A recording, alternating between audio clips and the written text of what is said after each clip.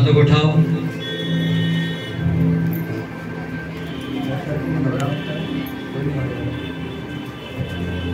अपने हाथों को उठा के ऊंची आवाज में प्रार्थना करके लूका 5 उसका 17वां वचन हम पढ़ेंगे। 17वां वचन,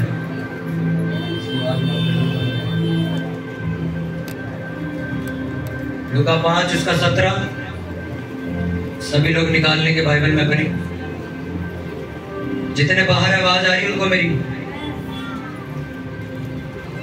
हल्का सा टेबल काम करो,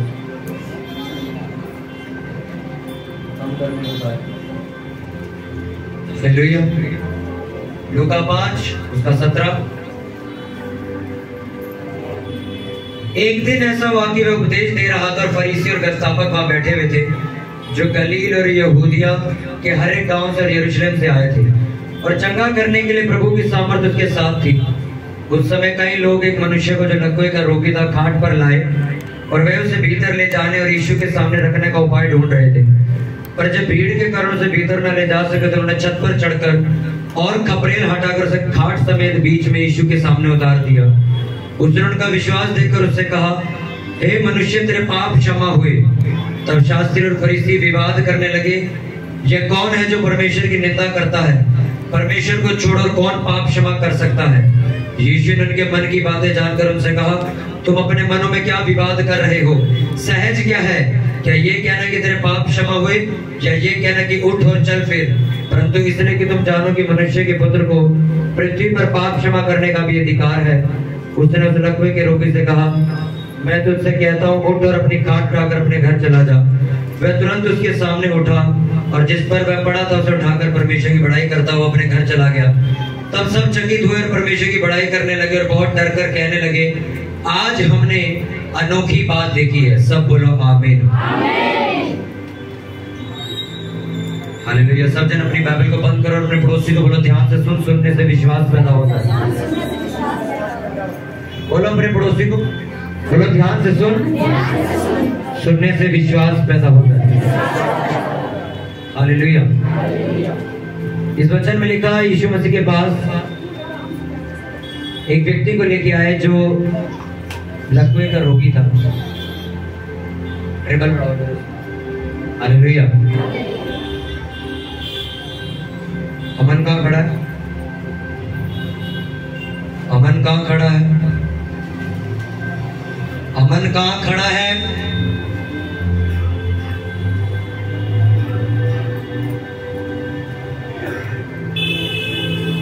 मैं आखिरी बार बोल रहा हूँ, किसी बच्चे का शोर ना है यहाँ से। अपने पड़ोसी को बोलो, ध्यान से सुन, सुनने से विश्वास पैदा होता है। हालेलुया। यीशु मसीह के पास एक बीमार को लेके आए कुछ लोग। जगह नहीं थी अंदर आने की, तो छत हटा दी ऊपर से, झोपड़ी थी, तो उसको नीचे उतारा, यीशु मसीह के पास रखा कि इसके ऊपर परमेश्वर प्रार्थना करेंगे और ठीक हो जाएगा। बाइबल बताती, जब यीशु मसीह ने उस लकवे के रोगी को देखा तो उसको एक बात बोली। जो खाट के ऊपर पड़ा था उसको पता क्या बोला? जा, तेरे पाप क्षमा हुए। और वो उठ के खड़ा हो गया। उसके पैरों में जान आ गई, उसके शरीर में जान आ गई, और जो बीमारी उसको थी वो खत्म हो गई।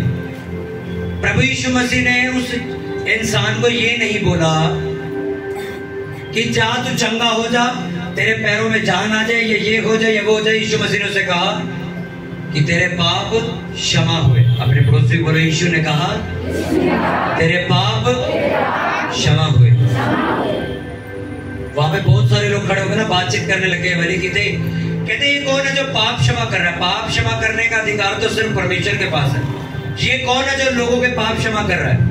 प्रभु यीशु मसीह ने कहा, क्या ये सरल है ये कहना कि जा उठ और अपनी खाट उठा और चल फिर? क्या ये कहना आसान है कि जा तेरे पाप क्षमा हुए? प्रभु यीशु मसीह ने ये लाइन क्यों बोली? उसके पीछे कारण था।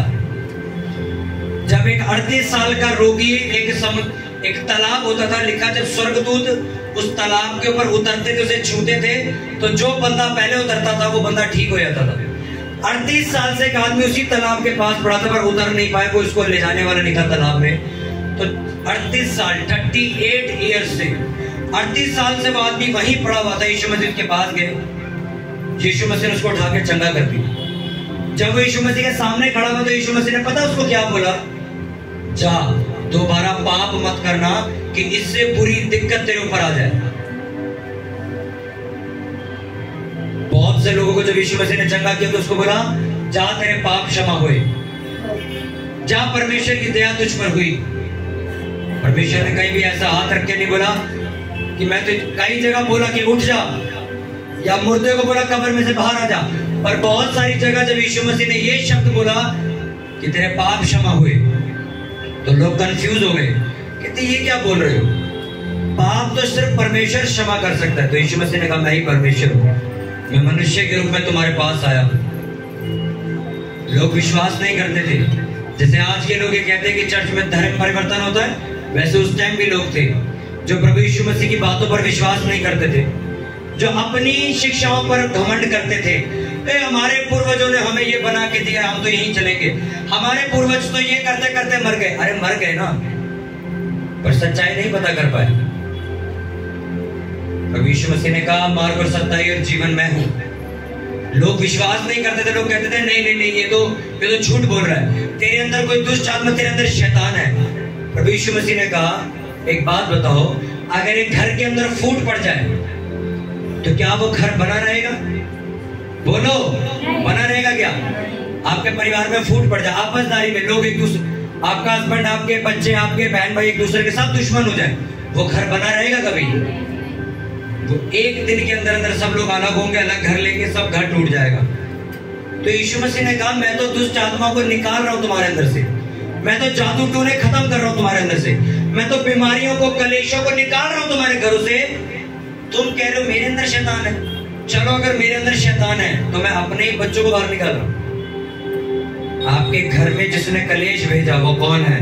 शैतान। जिसने तुम्हारे घर गरीबी भेजी वो कौन है? शैतान। जिसने तुम्हारे बच्चों को नशों में डाला वो कौन है? अच्छा, और यीशु मसीह के अंदर शैतान और वही आके उन्हें बाहर निकाल रहा है। इसका मतलब ये शैतान अपने बच्चे बाहर निकाल रहा आगे, तो भेजे क्यों थे उसने? और लिखा अगर मेरे अंदर शैतान नहीं तो तुम ये विश्वास करो कि मैं परमेश्वर की ओर से आया। शैतान अपनी शैतानी चीजों को नहीं निकाल सकता, क्योंकि उसने तुम्हारा घर बर्बाद करने के लिए चीजें भेजी हैं। वही आके तुम्हारा घर नहीं सॉर्ट आउट कर सकता।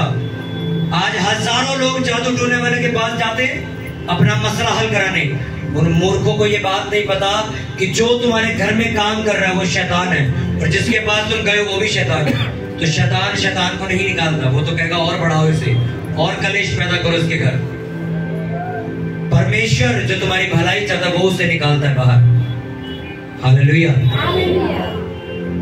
बहुत सारी जगह पर यीशु मसीह ने कहा जा तेरे पाप क्षमा हुए, और लोग खड़े हो गए, लोग बीमारी से निकल गए, मुर्दे जिंदे हो गए। क्यों?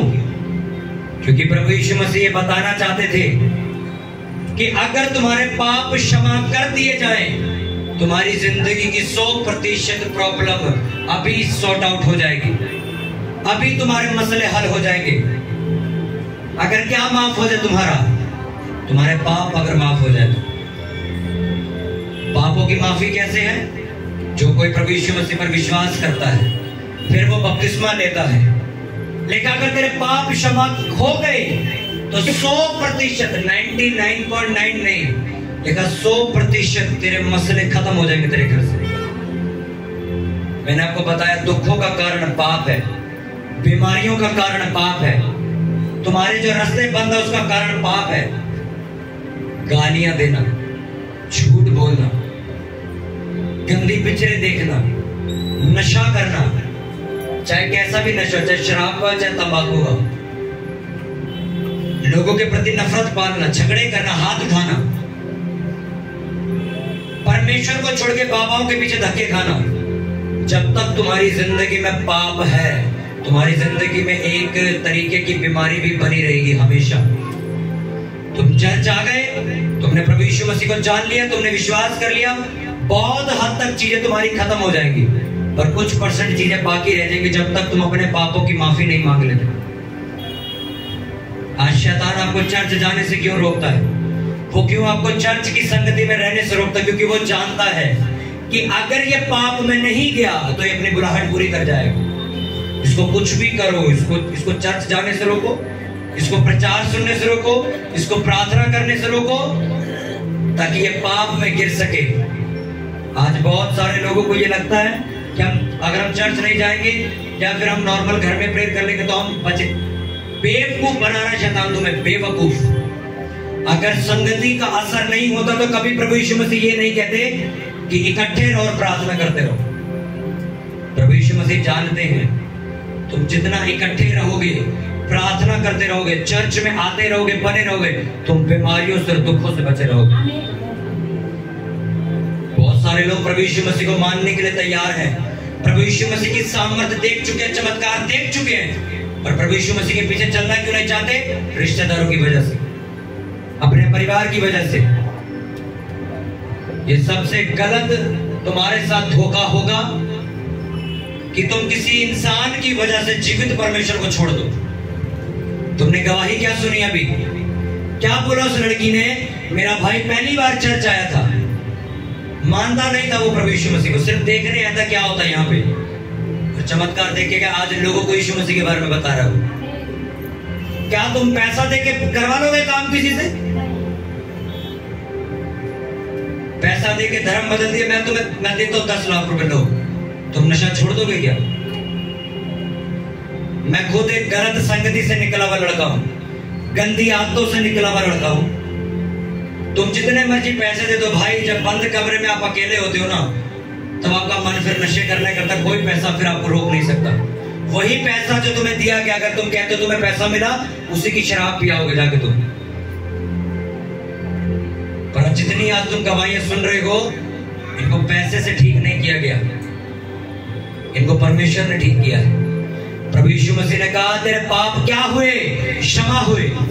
जैसे ही उसके पापों तेरी बात बोली परमेश्वर ने कि तेरे पाप क्षमा हुए, लिखा वो 38 साल का रोगी खड़ा हो गया। वो जो लकवे का रोगी था वो खड़ा हो गया उसी वक्त। प्रभु यीशु मसीह ने ना उसको ऑयल दिया, ना भी उसको कोई पैम्पलेट दिया, ना उसको भी चर्च बुलाया, सिर्फ इतना बोला तेरे पाप क्षमा हो गए। प्रभु यीशु मसीह ये समझाना चाहते थे उस वक्त भी और आज भी कि जितने दुख आज तुम्हारी जिंदगी में, तुम्हारी लाइफ में, तुम्हारे ट्रबल बन के तुम्हारा पीछा कर रहे हैं, ये तुम्हारी गलतियों और तुम्हारे पापों की वजह से।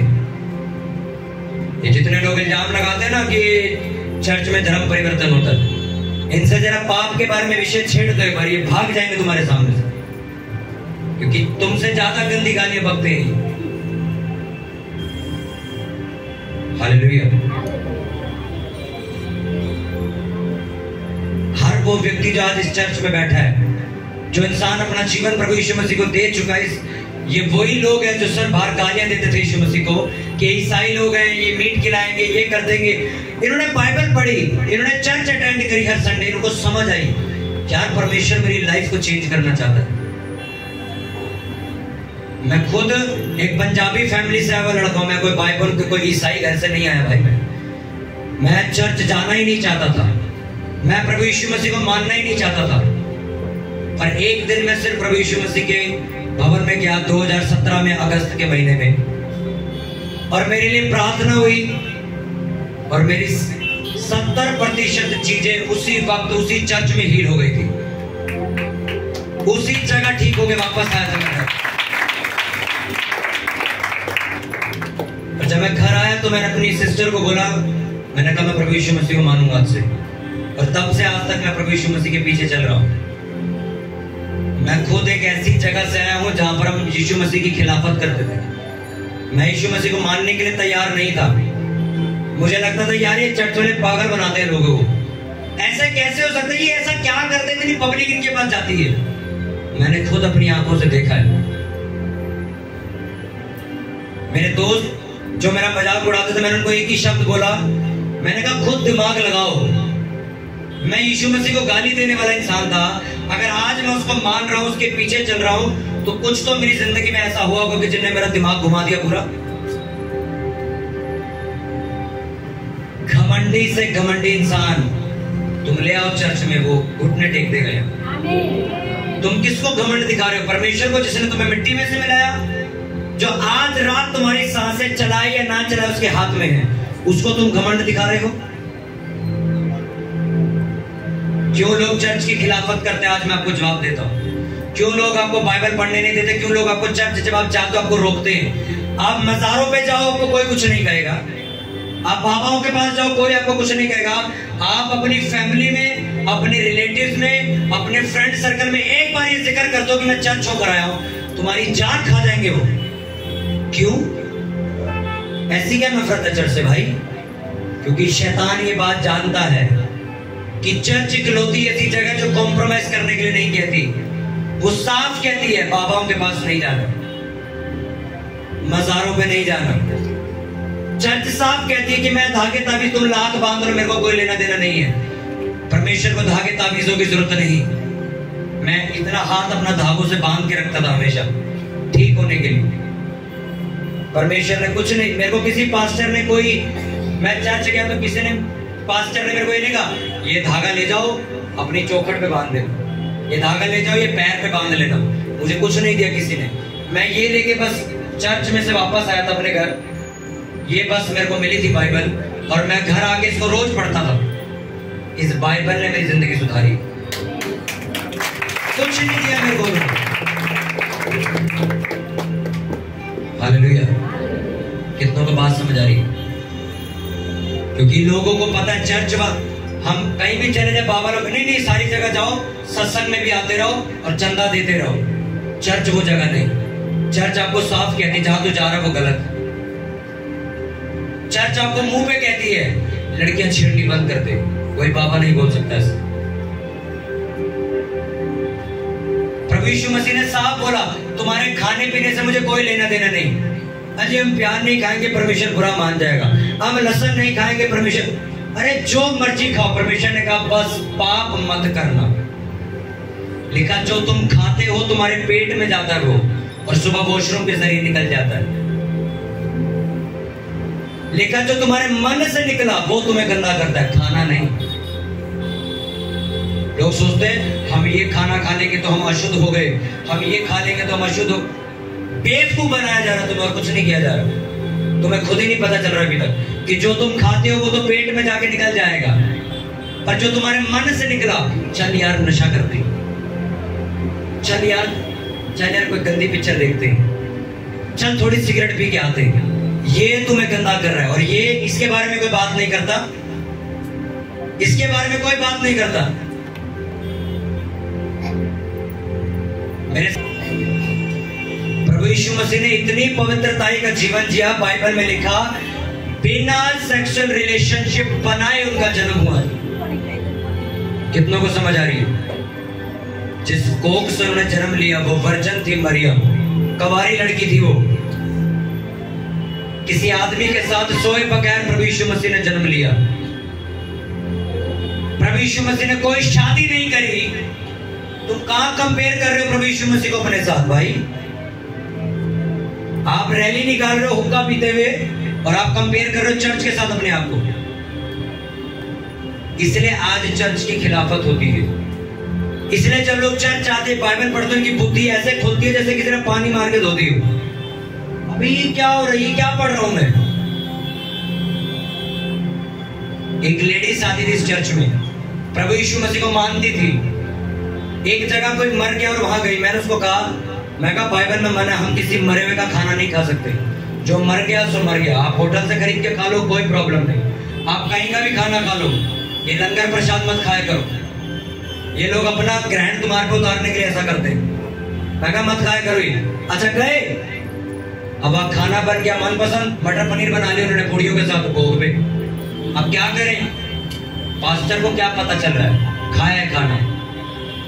और एक महीने बाद कहते बिस्तर पे पड़े, हम क्या करें? मैंने कहा ऐसे कैसे हो सकता है? तुम चर्च आने वाले बंदे, इतनी खतरनाक बीमारी। नहीं हमने कुछ गलती नहीं करी, हमने कोई पाप नहीं किया। मैं कहा परमेश्वर ने साफ साफ लिखा है मैं किसी को दुख देके खुश नहीं होता। मनुष्य अपनी गलतियों की वजह से पाप में और बीमारी में फंसा हुआ है। मैं कहा सच सच बताओ, कुछ तो किया तुमने? परमेश्वर किसी को दुख देके खुश नहीं है। नहीं नहीं नहीं नहीं कुछ, मैं छोड़ दिया, प्रेयर करके हम घर आ गए। अगले दिन अपने मुंह से बोली, कहते मरे हुए का खाना खा के आए। आगे लाइन पे और लोग इल्जाम लगाते हैं परमेश्वर पे। मैं आज अब इस चर्च में बैठा हूं, आपको बता के भेज रहा हूं, जब भी तुम्हारी जिंदगी में कोई बीमारी, कोई ट्रबल, कोई ऐसी प्रॉब्लम है जो हल नहीं हो सकती, अपने गुनाहों की माफी मांगना उसको गाली देने से पहले। क्योंकि आपके अगर 3 बच्चे हैं, तो आप ये नहीं बोल रहे एक बच्चा मेरा बीमार रहे, एक गरीब रहे, एक पैसे वाला हो जाए। कहते हो आप कभी ऐसा? आप क्या मेरे तीनों बच्चे अफसर बन जाए मैं खुश हूं, यही बोलते हो आप? तो परमेश्वर ने भी आपको एक समान बनाया। वो मुझे बरकत दे के आपको घटा के ऐसे खुश नहीं। कितनों को समझ आ रही बात? वो तुम्हें या मुझे दुख दे के खुश नहीं। उसने कहा तुम्हारे पाप क्षमा हुए, लोग बीमारियों से बाहर आ गए। अगर आज तुम्हारे पाप क्षमा नहीं हुए, अगर आज तुम्हारे पाप क्षमा हो जाते हैं, मैं आपको सच सच ये बात कहता हूं कि परमेश्वर तुम्हारी जिंदगी ऊपर से लेकर नीचे तक पूरी 100% बदल के रख देगा यीशु मसीह के नाम में। हालेलुया। आप इकलौते नहीं है भाई। जब मैंने चर्च जाना शुरू किया था मेरा भी बहुत मजाक उड़ाया गया था। आज वही लड़के यूट्यूब पे मेरे को सुनते। शुरुआत में कोई आप पर विश्वास नहीं करेगा। जो चमत्कार तुम चर्च में देख रहे हो कोई विश्वास नहीं करेगा, पर तुमने अपनी आंखों से देखी। हालेलुया। एक व्यक्ति कहता तुम्हें 25-25 लाख रुपए मिलता है चर्च में धर्म बदलने का। ये पब्लिक देखो और एक एक बंदे का हिसाब लगाओ 25-25 लाख का, करोड़ों में हिसाब चला जाएगा। तो इतने पैसे में एसी ना लगवा लूं या तो मैं गर्मी में तुम पक्की घुमा रहे हो बनी। इतने ही मेरे पे पैसे में एक एक बंदे में 25-25 लाख रुपए बांटूंगा या मस्त प्लांट वाले एसी लगवा लूंगा मैं। बुद्धि कहां गई? घास चरने। ये चर्च वाले तो तरपाल बांध के बैठे हैं, शेड भी नहीं लगाई उन्होंने, और तरपाल के नीचे लोग बैठे, पंखा भी नहीं है वहां। तुम कह रहे हो पैसा बांट रहे हो। जब तक आपको कुछ नहीं पता तुम भी, मैं आपकी कोई गलती नहीं निकालता ना मैं उन लोगों की निकालता हूं, क्योंकि जब तक मुझे प्रभु यीशु मसीह के बारे में पता नहीं था ना, मैं भी यीशु मसीह को बहुत गलत बोलता था कि अंग्रेजों का भगवान है, ये है, ऐसा है, वैसा है, ये वो। जब तुम आज बाइबल लेके घर जाओगे, इसको पढ़ना जाके, 2017 में मैंने पढ़ा था इसको, मेरी लाइफ बदल गई। आज तुम पढ़ना जाके। उसने कहा अगर तुम मुझसे माफी मांगेगा मैं माफ करूंगा, मैं तुझे कोई श्राप नहीं दूंगा, दंड दो, खत्म करो, गला काटो इसका। उसने कहा अगर तू मुझसे माफी मांगेगा मैं तेरे पापों को क्षमा कर दूंगा और तुझे एक नई जिंदगी दूंगा। कितने लोग तैयार अपनी गलतियों को मानने के? और कोई ऐसा नहीं यहाँ पर जिन्हें पाप नहीं किया, कोई ऐसा नहीं बैठा। मेरे स्कूल में मेरा नाम मशहूर था गालियों के लिए, लड़कियों के चक्कर में, इन दोनों चीजों मेरा नाम मशहूर था मेरे स्कूल में। ऐसा कोई व्यक्ति नहीं जिसने पाप नहीं किया। परमेश्वर तुम्हारे पापों को क्षमा करके तुम्हें एक सफेद कपड़े की तरह बना देगा, तुम्हें साफ कर देगा। बिल्कुल टेंशन मत लो।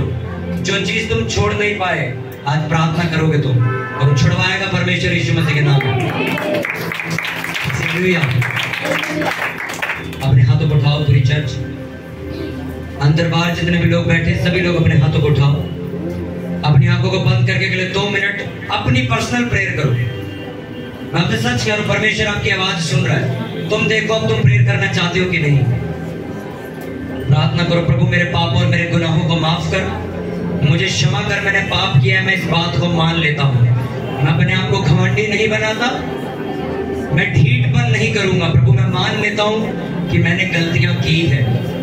प्रभु मुझे क्षमा कर, मुझे माफ कर दे परमेश्वर।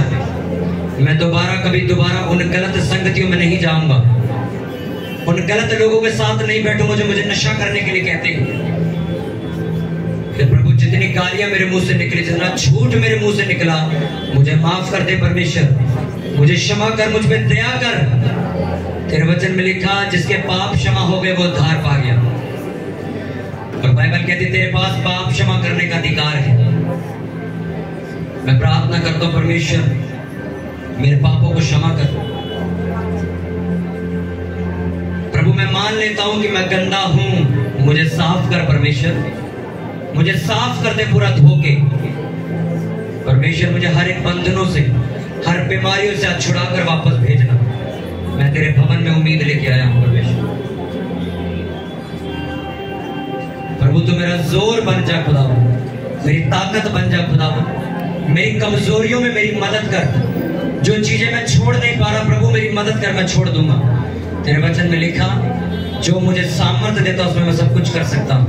प्रभु मुझे अनुग्रह दे कि मैं पाप छोड़ सकूं, मैं गलत काम छोड़ सकूं, मैं चुगलियां छोड़ सकूं, मैं चकारियां छोड़ सकूं, बेईमानी का 2 नंबर का पैसा कमाना बंद कर दूं आज से। प्रभु मुझ पे रहम कर, मैं तुझसे माफी मांगता हूं।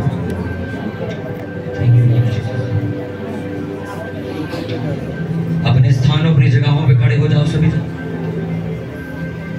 आपके लिए प्रार्थना करूंगा।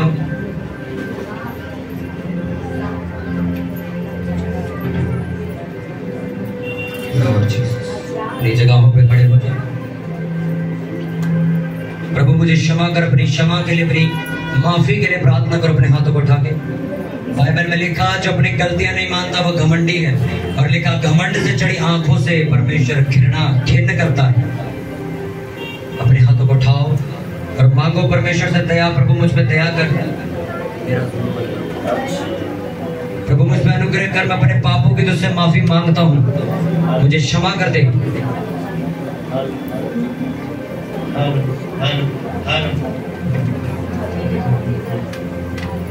प्रभु यीशु मसीह के नाम में मांगते हैं।